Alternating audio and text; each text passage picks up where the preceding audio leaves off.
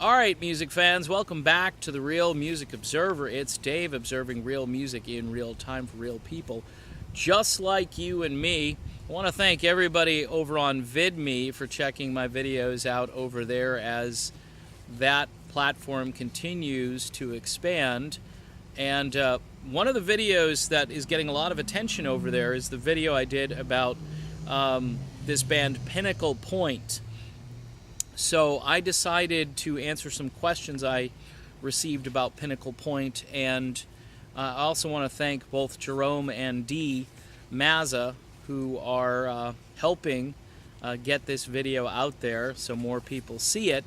But here's the thing, I'm not a melodic rock guru. In other words, when I fell off the turnip truck in 1993 or whatever, I didn't go looking for another truck for quite some time because for the most part, I thought this music was more or less dead.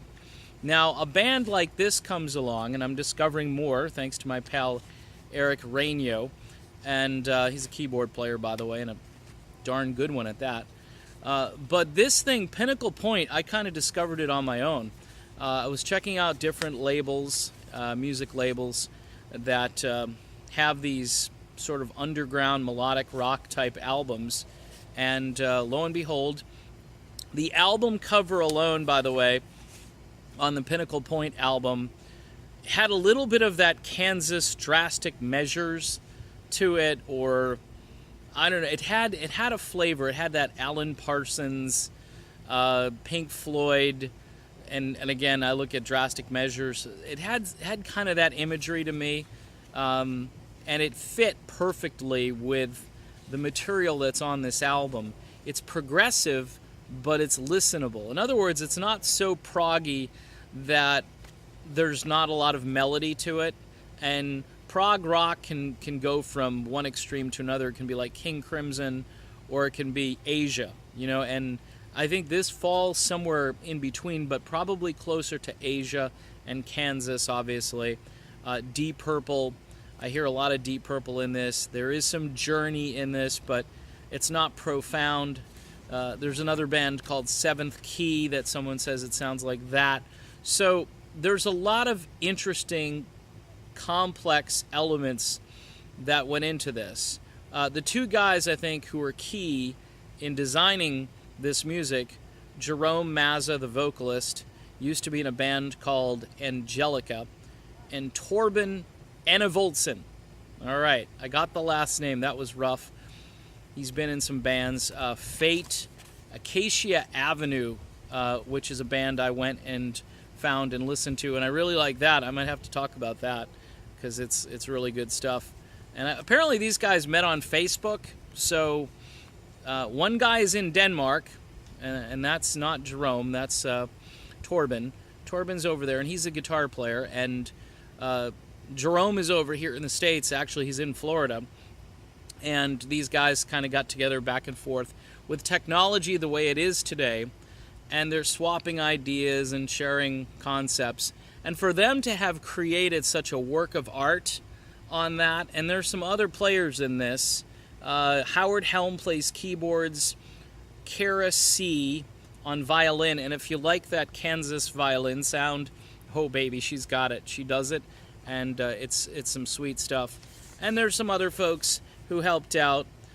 Dennis Hansen, I believe, is the drummer, and he's an all-out warrior. That introduction song that they do at the beginning of the album, that is a real drummer's dream song. I love it, and it's very Kansas-like. It has that instrumental break sound that Kansas is famous for.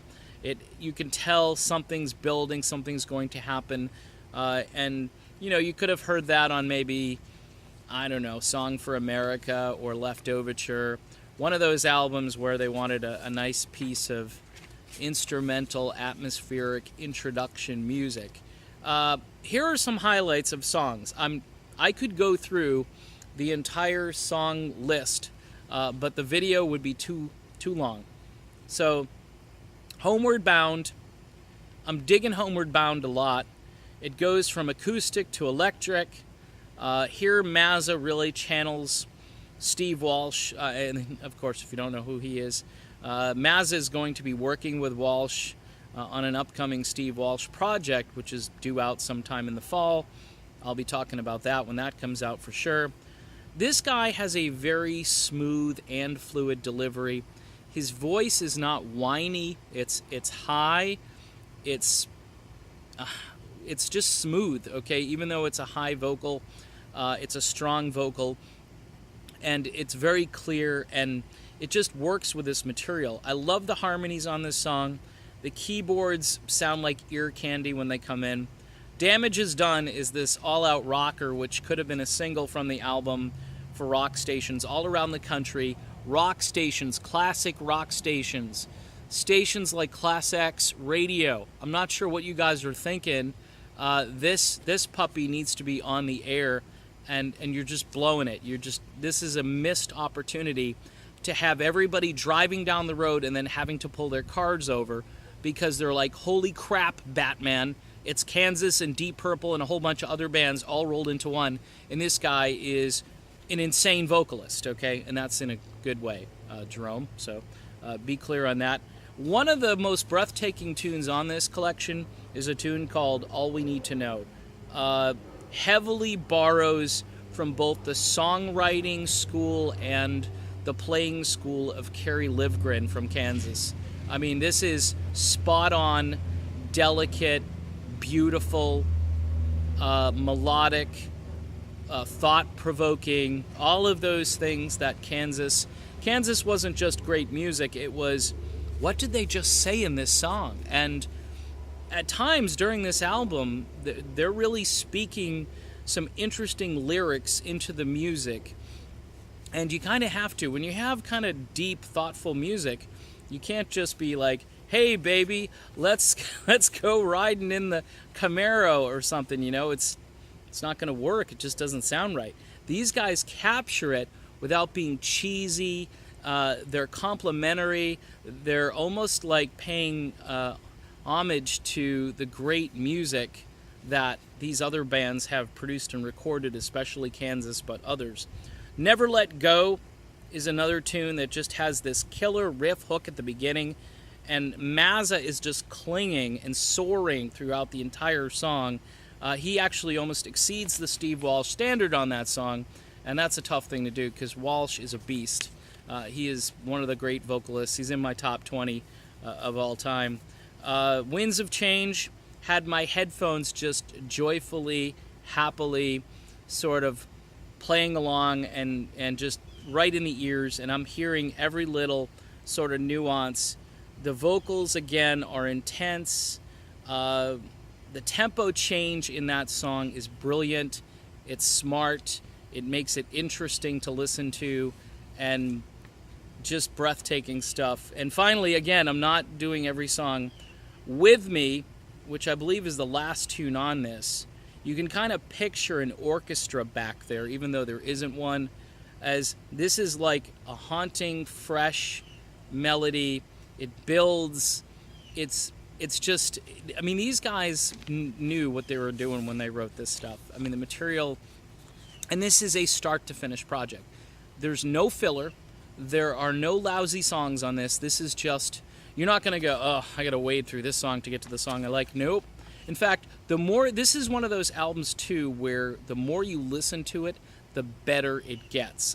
I've had this thing for about 2 months now, maybe a month and a half, and I toyed with the idea of doing a review on it, and I'm like, nobody's going to know who this band is. And then I said to myself, you know what? I'm going to let people know who this band is. So the bigger my platform gets, you're going to be hearing a lot more about new music, maybe music by older bands that isn't seeing the light of day. This deserves to be on radio stations. This is that good. You could freak people out, play a Kansas song, and then throw this Pinnacle Point on right after it, and you'd have cars just driving off the road. It would just be a sensational moment, and I'd love to see the reactions or the people grabbing their cell phones like, I gotta call this radio station, find out when this new Kansas album, this Deep Purple Kansas project, Richie Blackmore. It's like, nope, it's Pinnacle Point. Jerome Mazza and this brilliant guitar player from Denmark. And again, I don't want to butcher his name because it's a tough go, but he is Torben Enevoldsen. Torben, I hope I got your name right, buddy, because you are a great guitar player. Well, that's it. This is part 2 of my Pinnacle Point review. I hope I answered all the questions that people were asking me. I'm Dave, and this is the Real Music Observer, and we'll be back observing real music in real time really soon. I will talk to you then.